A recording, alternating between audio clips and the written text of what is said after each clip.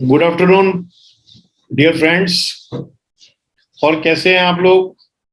हम बात करेंगे 3F फार्मूला की।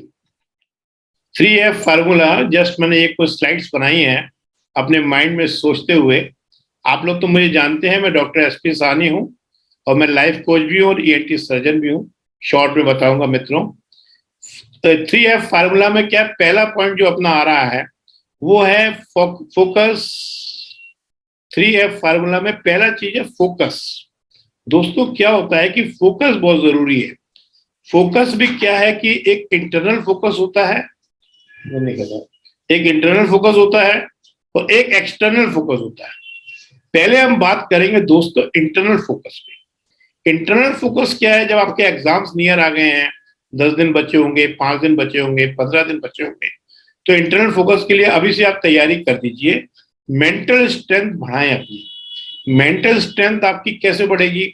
मेंटल स्ट्रेंथ आपकी जब बढ़ेगी जब आप एक अपने अपने दिन को 4 पार्ट्स में डिवाइड कर दीजिए। मॉर्निंग में, आफ्टरनून में, इवनिंग में और नाइट। जैसे मॉर्निंग में आप उठे तो मॉर्निंग में क्या करें, कुछ रिचुअल्स करिए। मॉर्निंग में आप कुछ रिचुअल्स करिए, जैसे 10 मिनट के लिए साइलेंस में बैठ गए और आप जैसा एग्जाम देना चाहते हैं वैसे जो है उसको विजुलाइज करें और कि मेरा एग्जाम अच्छा जा रहा है, मैं अच्छा करूंगा, आई विल, मैं अपने आप को जो है बेस्ट परफॉर्म करूंगा, जितना मैंने याद किया है वो वहां पर अच्छा दूंगा। इस टाइप का जो है आप बोलिए, तो ये अपने को मेंटल स्ट्रेंथ देगा कि एक रिचुअल्स बना लीजिए।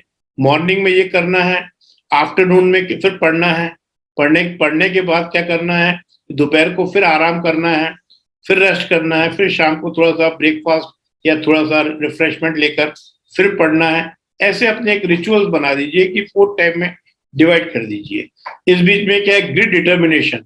आपको ये डिटर्मिनेशन भी होना चाहिए कि मेरे को अच्छा ही परफॉर्म करना है और मेरे को जो है टेनेसिटी, मतलब ये डिटर्मिनेशन मतलब ये होता है कि मेरा जो एग्जाम्स है मैं अच्छे से तैयार हो रहा हूँ, वो अच्छे से कर रहा हूँ। तो फोकस को मैंने 2 पार्ट्स में डिवाइड किया है। एक है, इसको नीचे करना गुरु जी। हाँ, एक क्या है कि अब आ गई इंटरनल फोकस की बात कर ली। इंटरनल फोकस मतलब मेंटल स्ट्रेस को कम करने के लिए आपको थोड़ी सी सुबह एक्सरसाइज करनी है। क्योंकि क्या होता है, जब एग्जाम्स आते हैं तो आदमी को एंग्जाइटी होती है, वो आदमी की पल्स बढ़ती है। वो जब पल्स बढ़ती है तो आदमी को टेंशन होती है। तो अगर अपन मान लो आज 10 दिन पहले से ही थोड़ी कूदी कर लें, थोड़ी रस्सी कूद लें, थोड़ी दौड़ लगा दें, तो आपको वैसे ही ट्रेकिकार्डिया हो जाएगा, मतलब आपकी पल्स बढ़ जाएगी। आपकी जब पल्स बढ़ जाएगी तो आपको उस दिन पल्स का महसूस नहीं होता। ये मेंटल टफनेस है, मेंटल स्ट्रेंथ डेवलप करना है इंटरनल फोकस पे। एक्सटर्नल में क्या करना है, पैकेजिंग। पैकेजिंग मतलब ये होता है कि आपको अब ये एग्जाम ओरिएंटेड वर्क है, अभी तक आप पढ़ रहे थे। अब जैसे मैं क्या करता था जब मेडिकल में था, तो मैं तो क्या करता था, 3 साल के पेपर लेता था। वो 3 साल के पेपर्स में जैसे सर्जरी में जो क्वेश्चन आए, सर्जरीज के अलग लिख लिए, मेडिसिन के अलग लिख लिए, गायनिक्स के अलग लिख लिए, उनके टॉपिक्स के अलग लिख लिए, तो उन्हीं क्वेश्चंस को मैं बार बार पढ़ता था। ये मेरी पैकेजिंग थी। इसको बोलते हैं पैकेजिंग, कि जो आपकी किताबों में दिया है, 3 साल के पेपर देखिए, उन पेपर को आप जो है प्रॉपरली राइट कर लीजिए और राइट करने के बाद उन्हीं को बार बार पढ़िए, बाकी को छोड़ दीजिए। क्योंकि क्या होता है कि पढ़ाई तो बेटा बहुत होती है, पर अब एग्जाम्स ओरिएंटेड पढ़ना है। एग्जाम में पास होना तो जरूरी है ना। जैसे मोदी जी इलेक्शन में नहीं लड़ेंगे, जीतेंगे नहीं, तो देश का भला क्या करेंगे। तो अब एग्जाम ओरिएंटेड पढ़िए। प्रेजेंस। प्रेजेंस का मतलब ये है कि अब आप जब पैकेजिंग कर लिया, आपने आपने अपना मेंटल फोकस बना लिया, वो आपने जो है अपनी प्रेजेंस मतलब बीच में जैसे आप फन करना है, थोड़ी देर के लिए मोबाइल देख लिया, थोड़ी देर के लिए टीवी देख लिया, थोड़ी देर के लिए फैमिली से बात कर ली, थोड़ी देर के लिए, और ऐसे फ्रेंड्स से दूर रहें जो आपको डिस्करेज करते हैं। अभी थोड़ा उनको अवॉइड करिए। पर्सनैलिटी मतलब ये है कि रेगुलर तैयार होना है, रेगुलर अच्छे से कपड़े पहन के बैठना है, अच्छे से किताबों का वाइंड अप करना है। जब आपने पढ़ाई बंद कर दी तो किताब को बंद करके रखिए। मैं तो क्या करता था कि जैसे हमारे कमरे में 1-2 रूम्स थे, तो मैंने जैसा सोच लिया कि आज दोपहर एक ही सब्जेक्ट को बार बार पढ़ने की जरूरत नहीं है। जैसे हम लोगों के सब्जेक्ट रहते हैं, सर्जरी रहती है, आपका जो है गायनिक्स रहती है, ENT रहती है, तो मैं क्या करता था, एक कमरे में ENT किताबें रख लेता था। एक मैं सर्जरी की रख लेता था। जैसे मॉर्निंग में मैंने सर्जरी पढ़ी, तो अगर मैंने टाइमिंग दिया कि 2 घंटे पढ़ना है, उसमें अगर वो उतना हो गया तो ठीक है, नहीं तो हम फिर नेक्स्ट पे जाते थे। इसे कहते हैं। और कम्युनिकेशन क्या है? कम्युनिकेशन का मतलब इससे आपस में बातचीत नहीं है, एग्जामिनेशन पेपर से बातचीत है। जब आप ये सोच के जाइए कि जब मेरे सामने पेपर आएगा तो मैं पहले उसको पढ़ूंगा, फिर जो मेरे को आता होगा उसको पहले करूंगा, और फिर धीरे धीरे धीरे धीरे धीरे धीरे करता जाऊंगा। क्या 3 घंटे या 2 घंटे जो भी आपको समय मिलता है, उस समय काफी होता है, उसमें आपने वो घबराने की जरूरत नहीं है। तो पहला एफ हो गया फोकस, जो इंटरनल कैसे करना है और एक्सटर्नल कैसे करना है। और दूसरा है फीलिंग्स। फीलिंग्स भी बहुत इंपॉर्टेंट चीज है। होता क्या है, ऐसे मौके पे ऐसे लोगों को अवॉइड करें जो आप इसमें आपको डिस्करेज करते हैं। कई लोग बोलते हैं मैंने ये पढ़ लिया, मैंने इस किताब से पढ़ लिया, मैंने उस किताब से पढ़ लिया। अरे भाई, हर आदमी के अपने रास्ते रहते हैं। एक छोटी सी कहानी सुनाता हूँ। एक गधा था एक गांव के अंदर। जो गांव था वो जो है एक फॉरेस्ट के अंदर था। एक गांव जो था एक जंगल के अंदर था, और गधा था, उसका जो मालिक था उसको काफी यूज करता था। और वो बूढ़ा भी हो गया था, कहता है मेरा मालिक दिन भर मेरे को यूज करता है, कुछ मौका ऐसा मिले कि मैं दूसरे गांव में भाग जाऊं। तो उसको एक मौका मिलता है तो वो जो है भाग जाता है और दूसरे गांव में चला जाता है, खुशी से रहने लगता है। जब वो उस गांव से जंगल से भाग जाता है तो कुत्ते सोचते हैं कि चलो हम भी भागते हैं यार, हम भी यहाँ परेशान है।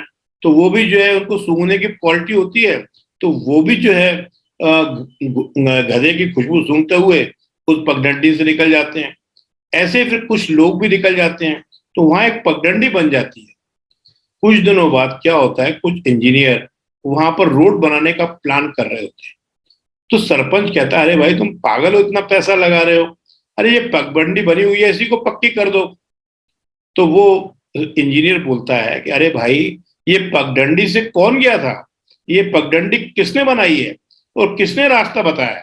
उनने कहा साहब कि एक गधा था, उसके बाद कुत्ते थे। तो उनने कहा अरे भाई मेरे, तुम्हारी इसकी समझ में क्यों नहीं आ रही है कि ये जो गधा जिस रास्ते से गया है उसमें 17 दिन लगते हैं गांव पहुंचने में। वो हम जो रोड बना रहे हैं वो एक शॉर्टकट है, वो उसमें आप मुश्किल से 70 मिनट में शहर पहुंच दूसरे गांव में पहुंच जाएंगे। तो मॉरल ऑफ द स्टोरी ये है कि गधों के बताए हुए रास्तों पर चलने की जरूरत नहीं है, अपना रास्ता आप खुद बनाएं। ऐसा नहीं है कि किसी ने भी कुछ भी कह दिया, इस किताब से पढ़ा, उस किताब से पढ़ा, तो उसके पीछे लग लिए। अरे भाई, अभी तक आपका एम बन चुका है, आप उनकी बात नहीं सुननी है, आपको अपना रास्ता खुद बनाना है, अपने क्वेश्चंस खुद याद करने हैं, अपना पैटर्न खुद बनाना है। और ऑप्टिमिस्टिक मतलब उसी पे अटल रहना है। सेटिस्फाइंग मतलब अपने आप को सेटिस्फाई करना है। और जो पुराने अगर नंबर कम आए तो उनसे घबराने की जरूरत नहीं है। अवेयर रहना है, सेंसिटिव रहना है और आशावादिक रहना है। और थर्ड बहुत इंपॉर्टेंट पॉइंट आ रहा है। पहला पॉइंट रहा मेरे मित्रों फोकस, दूसरा रहा आपका फीलिंग्स, और तीसरा आ गया फ्रीक्वेंसी ऑफ माइंड। ये बहुत बड़ी ध्यान की बात है। अपन जैसे मान लो कोई सांस ले रहे हैं, जैसे अपन सांस लेते हैं और छोड़ते हैं, इसके बीच में बेटा एक गैप रहता है। तो आप लोग इस टाइम सांसों पे ध्यान ना देके उस गैप पे ध्यान दें, जिससे आपकी कंसंट्रेशन बढ़ेगी। जैसे एक बार अपन ने मैंने सांस ली,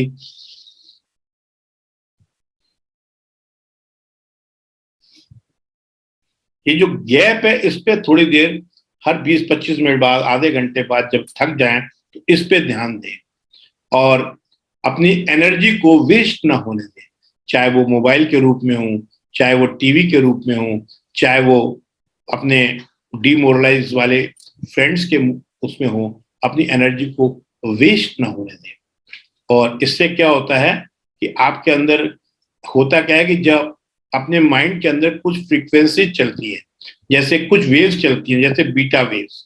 जब हम उठते हैं तो सुबह क्या बीटा वेव्स में उठते हैं, तो उसकी फ्रीक्वेंसी क्या रहती है, 4 से 30 हर्ट्ज, मतलब तेज तेज चल रहा होता है। और फिर अपन थोड़ी देर के लिए अगर रिलैक्स करते हैं तो अपनी फ्रीक्वेंसी जो है 9 से 13 हो जाती है, मतलब अपन थोड़े धीरे हो जाते हैं। तो आपको अपने माइंड की फ्रीक्वेंसी को 9 से 13 के बीच में ही रखना है, मतलब आपके दिमाग में अल्फा वेव जी आनी चाहिए। वो कब आएंगी? जब आप रिलैक्स चलोगे, काम चलोगे, ज्यादा सोचोगे नहीं, अपनी एनर्जी को वेस्ट नहीं करोगे। मतलब अगर बीटा वेव में पढ़ाई करोगे तो एग्जाम्स में एक तो टेंशन रहेगी, एग्जाम्स में याद नहीं आएगा। तो अगर अल्फा वेव में पढ़ाई करोगे तो आपको वहां पर सब याद आएगा। तो अल्फा वेव डेवलप कब होगी? जब आप धीरे धीरे पढ़ोगे, जल्दी नहीं पढ़ोगे, घड़ी देख के नहीं पढ़ोगे, अपनी एनर्जी को बचा के करोगे, फोकस करके करोगे, फीलिंग्स को बचाते हुए करोगे, जब होगा। यही है आज का 3F फार्मूला। फोकस, फीलिंग्स और फ्रीक्वेंसीज। अपनी अल्फा वेव पे करें। यही है मेरे दोस्तों आज का फार्मूला एग्जाम्स के टेंशन दूर करने का। उम्मीद है आप लोग फॉलो करेंगे और मैं आप लोगों को धन्यवाद देता हूं। आप लोगों ने आया, समय निकाला और मेरी बातों को आपने सुना। अब आप लोग